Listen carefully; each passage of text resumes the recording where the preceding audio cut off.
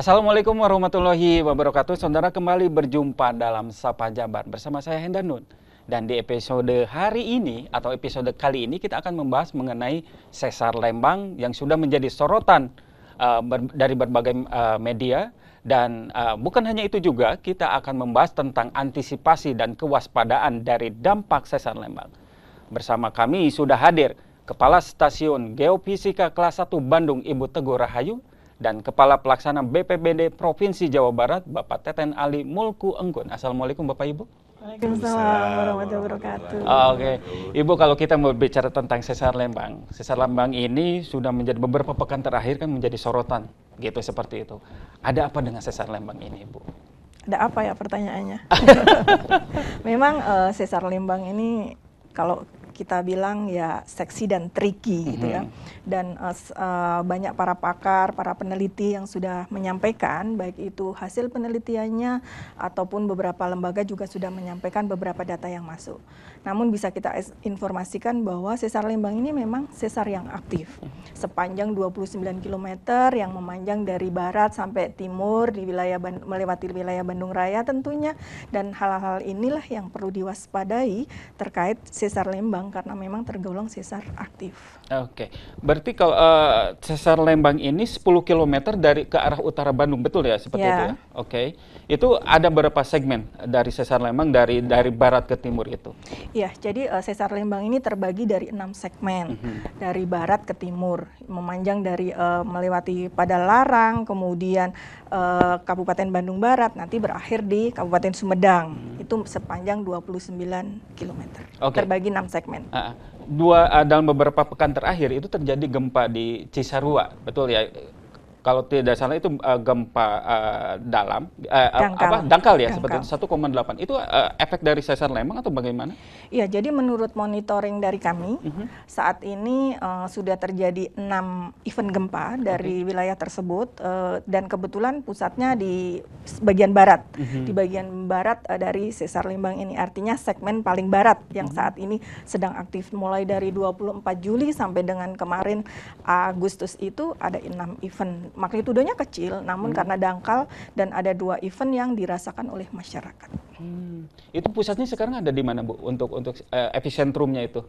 Jadi menurut data kami saat ini yang sedang aktif, tapi mohon dibedakan, kita juga tidak mengabaikan segmen yang lain, betul. Saat ini kebetulan dari 6 event itu lokasinya ada di bagian barat, yaitu segmen Cimeta. Segmen Cimeta itu dari 6 data tersebut, sehingga yang saat ini kita monitor dan kita waspadai adalah segmen tersebut. Bukan berarti kita mengabaikan segmen yang lain untuk merilis energinya. Oke, kalau misalkan ini ada pergerakan, kalau tidak salah itu, kalau tidak salah saya membaca gitu seperti itu, adanya pergerakan di Sesar Lembang itu 0,1 sampai 5,5 mm, benar ya seperti itu atau bagaimana? Iya, bahasanya? Kalau kita melihat dari potensi yang ada sepanjang 29 km ini disampaikan sama para ahli bahwa nanti akan berpotensi merilis energi maksimumnya, magnitudonya itu antara 6,5 sampai 7 gitu ya. Jadi beberapa riset menyampaikan bahwa nanti kalau 6 segmen tersebut bergerak, itu akan merilis energi sekitar 6,8 bahkan sampai 7. Nah, ketika ini merilis energinya semua, itu berdampak sekitar 6 sampai 8 mmi. Dampak kerusakannya, getarannya.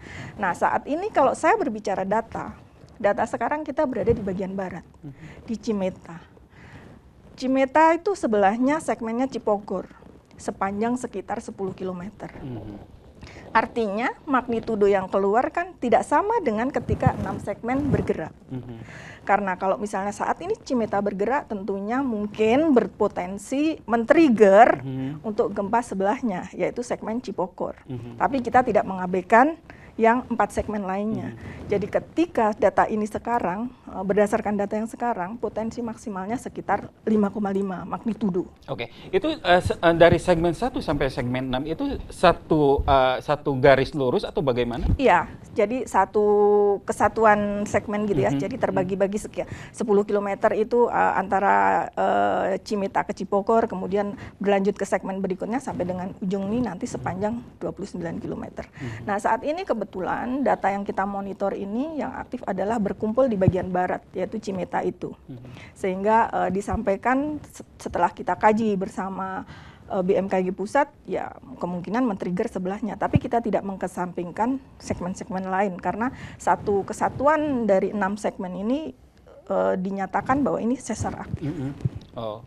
Oke, berarti kalau misalkan demikian dari segmen 1 sampai ke segmen 6 itu tidak menutup kemungkinan akan men-trigger juga dari titik satu ke titik lainnya. Gitu, ya, berpotensi seperti itu. Hanya saja data yang saat ini kan tidak menyebar ya. Betul. Menyebar ke barat, tengah, ataupun timur. Tapi berkumpul di bagian barat. Untuk saya berbicara adalah data sekarang. Jadi kita bedakan segmen yang sedang aktif. Bukan berarti yang lain tidak aktif. Betul, gitu. Seperti itu. Jadi tidak mengesampingkan yang lain. Gitu. Oke, berarti magnitudonya itu emang kalau misalnya itu terjadi itu sangat besar begitu? Iya, jadi untuk segmen yang saat ini sedang aktif, kan sudah 6 kali event dan rilisnya bervariasi 1,8 sampai dengan 2,8 gitu ya. Dan sekarang ini sudah masuk siklus pelepasan energinya begitu? Kalau berdasarkan riset sesar Lembang, bukan kita berbicara segmen kalau gitu ya. Betul.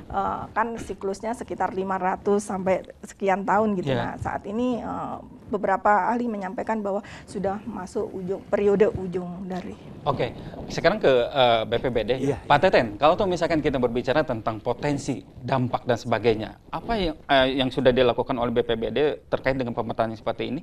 Ya, kami dari BPBD Jabar tentunya menganggap semua bencana yang ada itu ya, potensi-potensi bencana merupakan sesuatu yang serius gitu ya.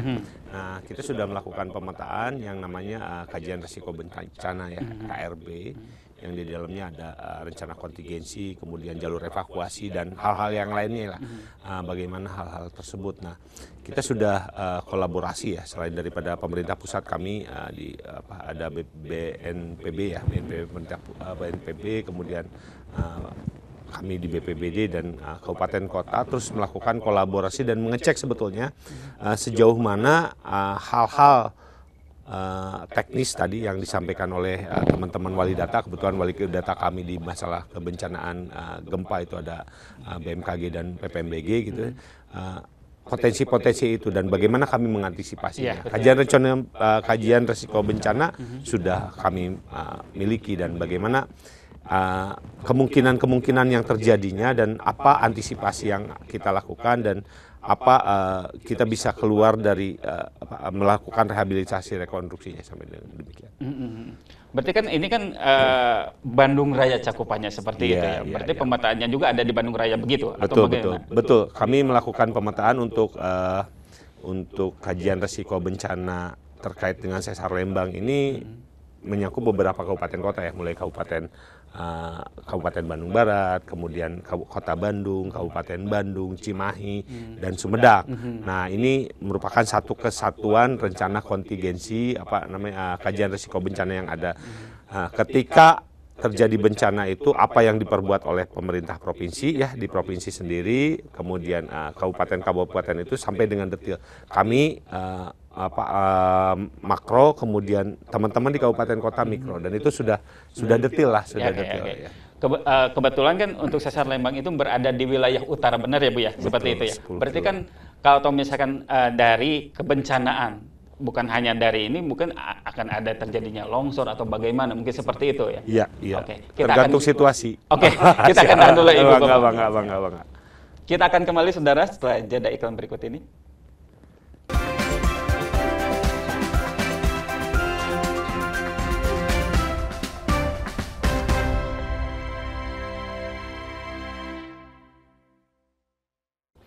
Baik, terima kasih saudara, masih di Sapa Jabar dan kita kembali lagi melanjutkan perbincangan di pagi hari ini berkaitan dengan sesar Lembang.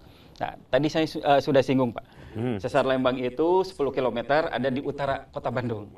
Nah, di utara kota Bandung itu secara geografisnya itu ada di perbukitan begitu ya, seperti itu. Berarti kan ada dampak lain dari sesar Lembang dari ketika itu bencana terjadi. Tapi naudzubillah min dzalik ya sampai terjadi. Tapi kan kita harus berbicara tentang antisipasi dan kewaspadaannya. Begitu seperti itu. Skenario-nya seperti apa sih? Jadi antisipasi terburuk ya. Antisipasi terburuk kalau kita berbicara mengenai masalah bencana pasti sesuatu tuh skenario-nya adalah terburuk.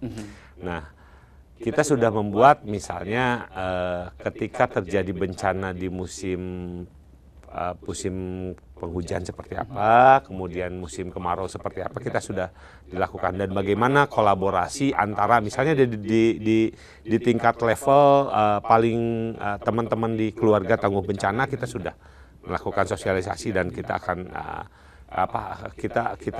kita terus lakukan sosialisasi dan edukasi. Kemudian di desa tangguh bencana kita juga bersama melakukan apa dan bagaimana yang harus dilakukan. Misalnya ketika terjadi bencana, apa yang harus dilakukan? Ada drop, cover, dan hold gitu ya. Bagaimana gempa itu sesar Lembang terjadi, bagaimana yang pertama dilakukan misalnya di keluarga, di tingkat keluarga, di tingkat keluarga yang terkecil, kita tahu kemana sebetulnya jalur evakuasi dan apa yang harus dilakukan. Pertama misalnya ketika gempanya terjadi gede, kita harus berlindung dulu di tempat-tempat ini. Nah, ini terus kita edukasikan. Betul. Kemudian jangan panik. Betul. Kemudian tempat keluarnya di mana, tempat berkumpulnya di mana. Ini kita selalu sosialisasikan.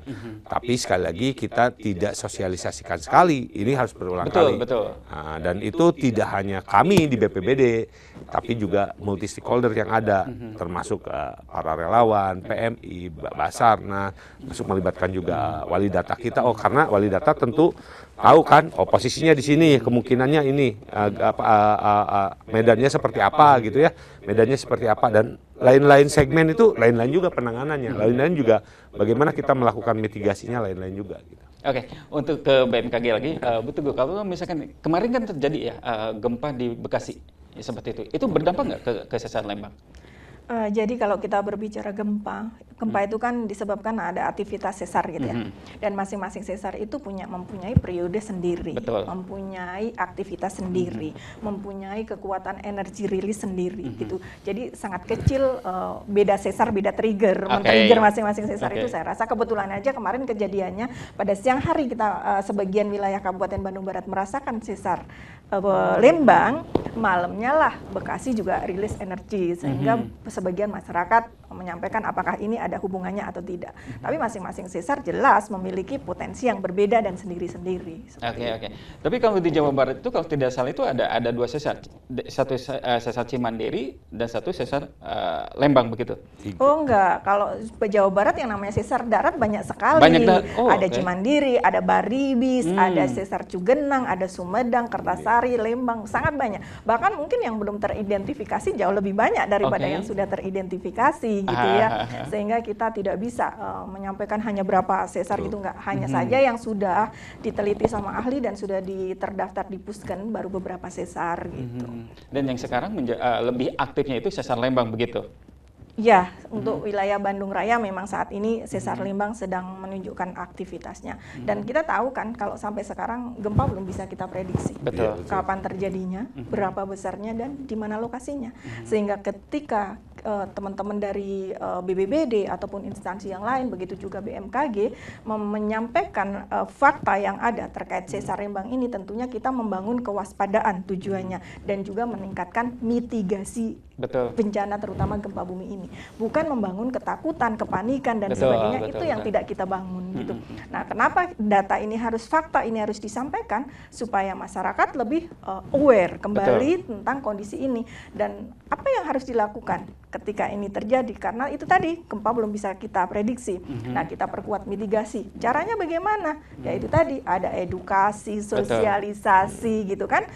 Mitigasi mandiri jelas lebih penting lagi. Tidak semua masyarakat selalu mengandalkan dari pemerintah. Kenapa? Karena biasanya gempa itu juga bisa saja terjadi tengah malam. BBBD nggak ada di rumah masing-masing. Yang bisa dilakukan ya mitigasi mandiri gitu. Persiapannya bagaimana ketika sebelum terjadi gempa, ketika ada gempa, termasuk menyediakan tas siaga bencana yang selalu harus ada disiapkan oleh masing-masing anggota keluarga. Oke, Bu, kalau secara counter tanah gitu itu apa mempengaruhi nggak terkait dengan dampak dari gempa itu? Kalau misalkan dilihat dari Bandung itu kan Bandung bekas danau ya. Seperti itu. Kemudian kan tanahnya itu tanah lempung begitu, seperti itu. Itu pengaruhnya seperti apa sih kalau misalkan itu terjadi begitu? Ya jelas, yang namanya rambatan atau getaran gempa pasti akan bergantung dengan sifat atau kondisi tanah tersebut. Betul. Semakin lunak atau semakin labil tanah itu, jelas guncangannya akan semakin besar. Ketika guncangannya besar, tentunya dampaknya juga semakin tinggi. Rentetan berikutnya adalah ketika gempa itu dangkal, akan pergerakan ke atas permukaannya lebih tinggi lagi. Berikutnya lagi adalah bagaimana kondisi bangunan dan pemukiman yang ada di atasnya, padat atau tidak, sehingga ketika nanti skenario kami, karena kalau saat ini kan kita belum bisa memprediksi, jadi yang bisa kita lakukan untuk memitigasi dampak adalah dengan menskenariokan, dengan tadi yang disampaikan adalah skenario terburuk. Nah, ketika kita sampaikan 6 sampai 8 MMI. Apakah sama nanti kerusakannya Kabupaten Bandung Barat, ya, Kota Bandung dan juga Cimahi? Betul. Jelas tidak, Betul. gitu kan, kondisi tanah, ya. kondisi bangunan di atasnya, kepadatan penduduk dan kepadatan bangunan di atasnya berbeda. Jadi pasti dampaknya berbeda, sehingga mitigasinya juga berbeda juga. Oke. Nah, kalau untuk ke BPBD seperti apa nih untuk tanggapan untuk mitigasi? Kalau tadi kan ada rencananya seperti itu ya. Untuk bisa dijelaskan karena kan berbagai daerah juga akan berbeda dengan karakternya begitu. Oke, tadi bahwa kami melakukan dua mitigasi, dua pokok mitigasi. Yang pertama adalah struktural, yang kedua adalah non struktural. Tadi struktural, bagaimana sebetulnya kerentanan bangunan, kekuatannya bangunan. Betul. Nah, kalau misalnya di gedung-gedung atau perumahan-perumahan, biasanya itu sudah sesuai lah, rata-rata sudah sesuai. Nah, yang kita lakukan sekarang masif itu adalah di pemukiman-pemukiman yang biasanya rumah tumbuh gitu ya, rumah tumbuh yang notabene juga belum struktur bangunannya juga tidak ada. Nah, ini yang kita cek dengan teman-teman BNPB, kita lakukan bagaimana mitigasinya.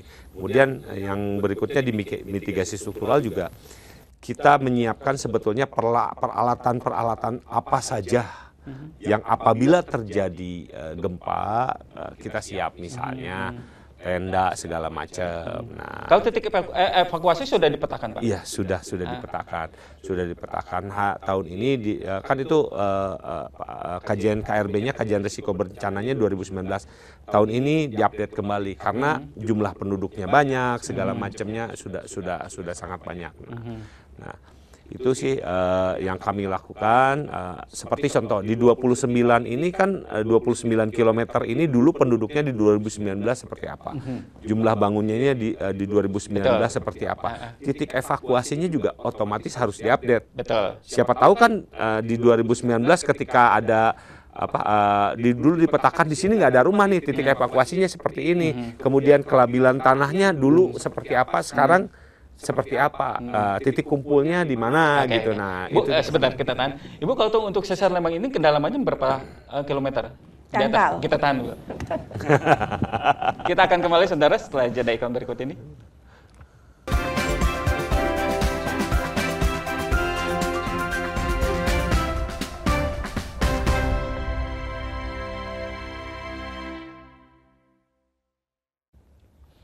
Baik, terima kasih saudara, masih di Sapa Jabar dan kita kembali lagi melanjutkan perbincangan di pagi hari ini. Ibu, tadi saya sudah singgung, berapa sih kedalaman dari sesar Lembang ini? Iya, jadi kita menskenariokan berdasarkan penelitian para ahli bahwa akan terjadinya itu gempanya adalah gempa dangkal. Dan gempa dangkal itu kan kurang dari 20 ya. Sehingga kita bikin skenario maksimal untuk ketika segmen yang bagian barat yang bergerak dengan magnitudo 5,5 maksimal, kita menskenariokan dengan kedalaman 5 km. Kalau semua segmen 6,8 sampai 7 yang diskenariokan, kita menggunakan kedalaman 10 km. Karena bagaimanapun juga di atasnya disampaikan tadi sama BPBD bahwa memang kepadatan penduduknya luar biasa. Belum lagi hotel dan restoran sangat padat gitu, sehingga memang potensi untuk gempa dangkal bisa terjadi di sesar Lembang ini. Ada alarm apa, Bu, yang disiapkan oleh BMKG kalau misalkan ini sudah terjadi atau misalkan ada gerak-gerak seperti itu bisa disampaikan ke masyarakat bagaimana? Iya, jadi kan kita monitoringnya 24 jam. Dan kita sudah memasang sekitar 36 sensor di wilayah Jawa Barat dan 6 sensor tersendiri untuk wilayah sesar Lembang ini. Dan dimungkinkan dalam waktu dekat akan kita tambah lagi untuk bisa mengelilingi sesar Lembang. Jadi artinya satu pergerakan pun harusnya tidak ada yang lolos dari monitoring kami gitu ya, karena alat kami juga sudah memonitor itu dan SDM kita juga handal di situ dan 24 jam.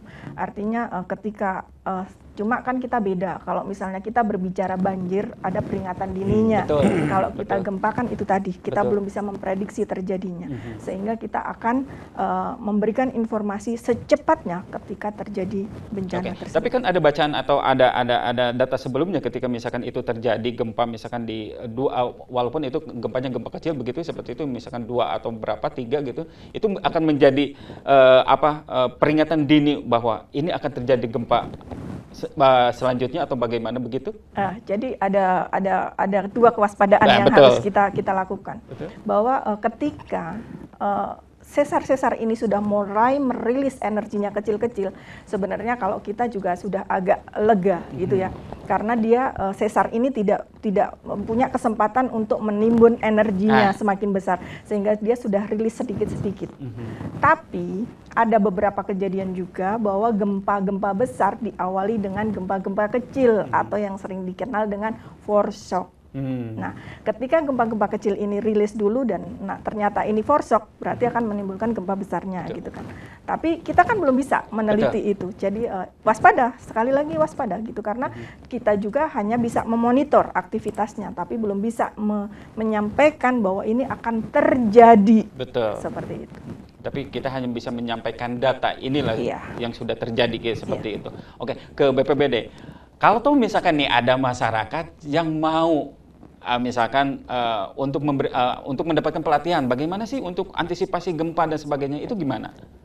Sebetulnya kita sudah banyak ya, selain daripada di pemerintah BPBD Kabupaten Kota, kita juga sudah banyak relawan-relawan atau juga komunitas-komunitas yang peduli terhadap bencana. Ada Desa Tangguh Bencana, Tatana, Kelurahan Tangguh Bencana, Keluarga Tangguh Bencana, dan komunitas-komunitas lainnya.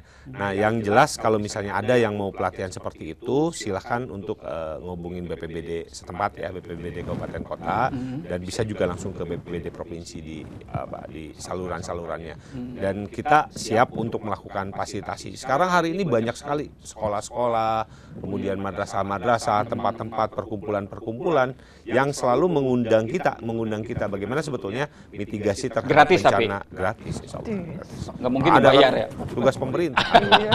Adanya seperti tapi itu. biasanya kan masyarakat juga terbentuk dengan ini kalau misalkan ngundang ini bayar nggak sih gitu kan, kita dan tantangan yang terbesar dari kami selain dari teknis mitigasi adalah sosial psikologis masyarakat, masyarakat kepedulian, aware terhadap ini. Jadi kita ngobrolin, Bu Ayu ngobrolin tentang mengenai masalah bencana segala macam, itu bukan nakut-nakutin, tapi bagaimana kita aware, siap siaga, dan itu yang terpenting, siap siaga menghadapi bencana. Seenggaknya ada pengetahuan sebelumnya di awal gitu. Jadi kita akan melakukan apa yang akan dilakukan itu juga terpetakan begitu ya, seperti itu. Oke, kalau dari BMKG itu sendiri, kalau misalkan tadi kan kedalamannya cukup dangkal ya Bu ya, seperti itu. Berarti kan efeknya itu juga cukup sangat besar kalau misalkan itu terjadi begitu ya, seperti itu. Mungkin ada himbauan dari Ibu atau closing statement lah begitu, seperti itu. Baik, terima kasih. Jadi pertama yang ingin saya sampaikan bahwa Jawa Barat ini potensi bencananya besar, tidak hanya gempa bumi saja. Namun masyarakat harus paham betul di mana posisi, lokasinya, tempat tinggalnya, dan dia berada, sehingga untuk memitigasinya bisa mengenal itu sehingga bisa mitigasi dengan tepat. Terkait sesar Lembang, saya rasa tidak usah dibikin panik, tapi tetap waspada, tetap memperkuat mitigasi, terutama mitigasi mandiri gitu ya, dan selalu mengupdate informasi baik itu dari BMKG ataupun BPBD, dan ketika ada dari BPBD atau yang lain melakukan sosialisasi, edukasi, ya itu diikuti dengan benar gitu. Yang jelas jangan termakan isu-isu yang tidak benar. Ya. Baik, terima kasih Bapak Ibu, karena kan sesar Lembang ini perlu dan sangat penting untuk diberikan ke masyarakat, untuk edukasinya seperti apa. Minimal masyarakat juga tahu tentang adanya sesar Lembang dan juga tahu bagaimana ketika itu terjadi kita harus melakukan apa. Siap. Baik, terima kasih Pak Teten, Bu Teguh. Demikian saudara, perbincangan di pagi hari ini. Kita akan kembali di episode berikutnya. Sampai jumpa.